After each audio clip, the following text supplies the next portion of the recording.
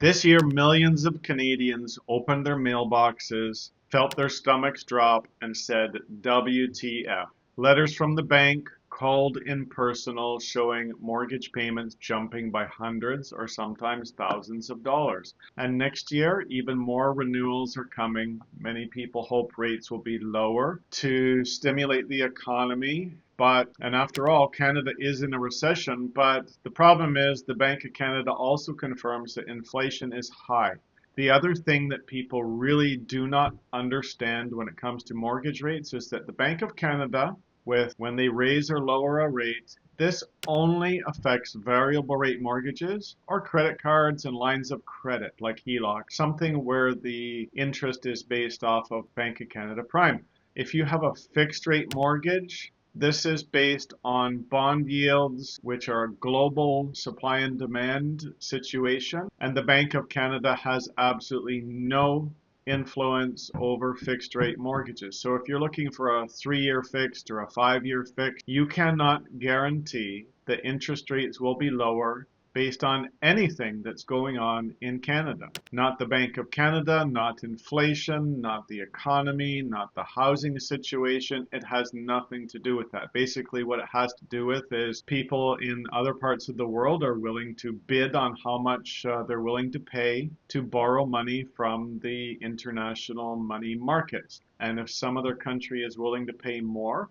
well, you're going to have to pay more. So this is how you have to look at interest rates. So a lot of people right now, they're stuck between a rock and a hard place. Anyone who knows rates could be higher next year, especially for HELOCs, which are directly influenced by the Bank of Canada decisions. For some, increases in mortgage rates are manageable, but for others, it's devastating because when renewals collide with higher rates, well, household budgets break, right? This is the mortgage renewal crisis that's happening in Canada right now, and it's spreading fastest in Ontario. My name is Peter Fabry. I'm the founder of Rewind Mortgage, an information site and a division of Broker It, my licensed brokerage. For 25 years, I have helped the 1 in 3 Canadians that cannot find financing at a bank. Sometimes there's a better product out there, to be honest, that banks cannot offer due to their own strict regulations. Today, we're going to break down why this mortgage payment crisis is happening in Canada, how it could affect your household budget, and what you can do right now to protect yourself, even if your renewal is still months away. So let's talk about what's happening. We'll start with the facts. From 2019 to 2022, rates were near record lows, right? Canadians locked in 5-year rates for sometimes 1.6%, 2%. Some went variable to save even more. And then the Bank of Canada started to hike. They hiked 10 times in 18 months. Variable rates exploded from 1.5% to 6 or 7%. Fixed rates followed, and it didn't have to go that way based on anything the Bank of Canada did, but it did. So this means anyone renewing in 2024 or 2025 is stepping out of an era of super cheap money, especially when you consider the real rate of inflation is 4%. So if you were getting a mortgage for 1.5%, it was free money, right? And now we're in a new reality. Roughly 45% of mortgages in Canada will renew by the end of 2026. In Ontario alone, that's hundreds of thousands of households. The jump is not small. A $500,000 mortgage at 2% was roughly $2,120 a month. Now, at 6%, depending on the amortization, again, that $2,100 payment is now at $3,200. That's 50% higher, right? And for variable rate mortgage borrowers, payments have already climbed, many hitting their trigger rate, meaning every dollar now goes to interest and nothing is going to principal. So why does all this matter? Well, of course it matters. So you know when you're paying your mortgage. The crisis hits everyone differently, though.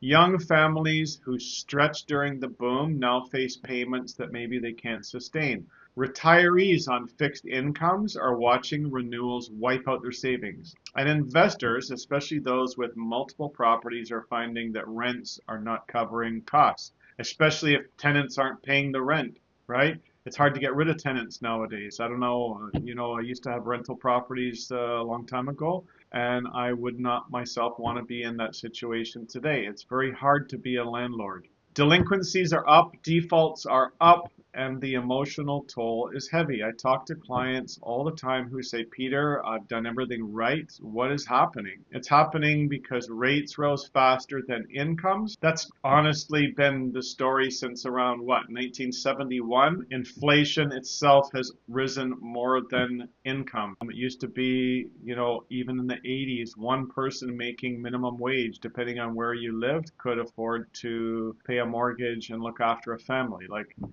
Now it's ridiculous. You can't imagine this happening pretty much anywhere. So because debt levels have climbed higher than any other G7 country, because banks have no flexibility built into their mortgage renewal process, we have a perfect storm. Variable rate borrowers have hit their trigger points.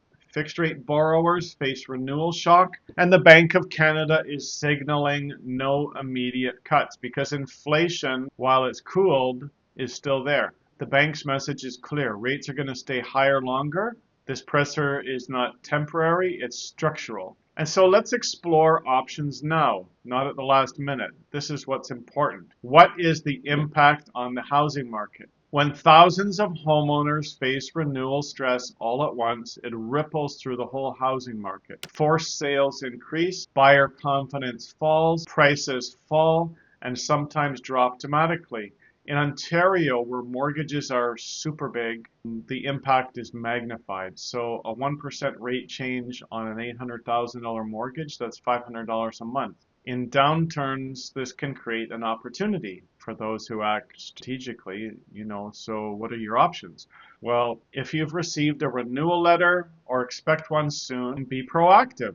Option number one, think about alternative lenders. These regulated lenders look beyond traditional ratios. They can use rental income, self-employment income, contributory income from other family members living with you, or other assets to help qualify you. You might even you might pay a slightly higher rate, but it can mean the difference between having a mortgage payment that's affordable if you've got, let's say, a 40-year amortization or an interest-only mortgage versus very strict traditional bank mortgage. Option number two, private financing. Private lenders provide short-term relief. These are not long-term lenders. They always want to look for an exit strategy, but if you've got enough equity, the world is your oyster. They can provide solutions that you just can't even imagine from a bank. Prepaid interest, no payments, interest only, low credit, low income, no income. There's lots of different solutions out there for people depending on the marketability of your home and the equity you have in your home. So yes, rates are higher, but they prevent forced sales and protect equity. Option number three, one of my favorites, of course, reverse mortgages for Canadians 55 and older. This eliminates payments altogether. Imagine paying off your existing mortgage, having all that income freed up and staying in your home. You can access up to 55% of your home's value depending on your age and your postal code. You can stay on title and you control the outcome. Keep in mind there are the bona fide reverse mortgage companies, which are highly regulated. And then there are other companies that offer no payment mortgage solutions where it's not intended to be something that you have for the rest of your life, where you're guaranteed no payments for the rest of your life. But for up to 5 years, you can access even more than a reverse mortgage company might offer you, sometimes up to 70% of the value of the home with no monthly payments. This can buy you some breathing room if you don't want to sell your home today. You want to wait for housing prices to rebound and you want some time to look and figure out where you want to move to. These no payment mortgages can be fabulous. So let's look at some real world examples. Brian and Lena from Mississauga had a $640,000 mortgage renewing at 7%.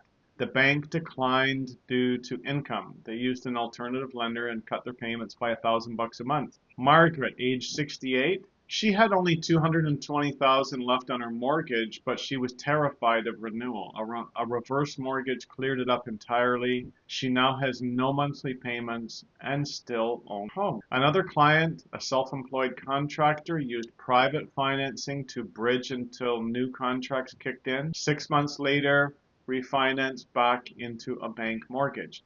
The key was to take action while credit was still good and there were no missed or late payments, and this could be verified via bank statements to show that all mortgage payments for the last 3 to 6 months had been made as agreed. So that's the real key. You don't wait until a crisis happens. Think proactive, because if you wait until you're in crisis mode, it's going to cost you. You have less options and it's going to cost you more.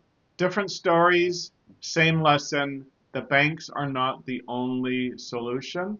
Look at the big picture, contact someone who has access to all the different products available in Canada. And keep in mind, Canada's housing market is built on renewals. If we don't adapt, stress today becomes default tomorrow. If you can adapt by understanding every option, you turn panic into planning. So here's my honest advice after 25 years in the business. Don't wait until your renewal letter to panic. Start looking at it 6 months ahead of time. Get quotes from brokers who can access not just banks, but alternative lenders and private funds.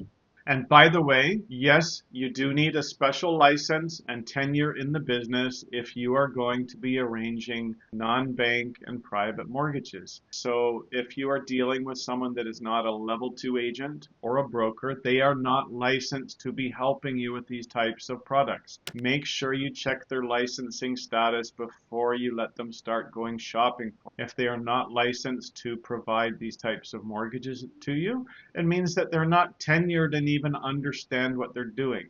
So a final pitch here: if you're over 55, consider a reverse mortgage before touching any retirement savings. Why pay capital gains to tap into your retirement savings when you can tap into other equity that's also yours and there for you through your home that doesn't cost you anything? Talk to someone who's seen crisis before, because experience really matters, especially when we're in a tightening cycle like today. I'm Peter Fabry with Rewind Mortgage, a division of my licensed brokerate. If your mortgage is coming up for renewal or your bank has already said no, please give me a call. Visit rewindmortgage.ca. We're going to explore every different option from bank mortgages, alternative, private, and yes, reverse mortgages. We'll find a plan that suits you. Thanks for watching, and if you enjoyed this, if you found it beneficial, please hit like or subscribe. We'll see you on the next video, and don't hesitate to reach out to me and contact me privately to discuss your individual needs. Bye for now.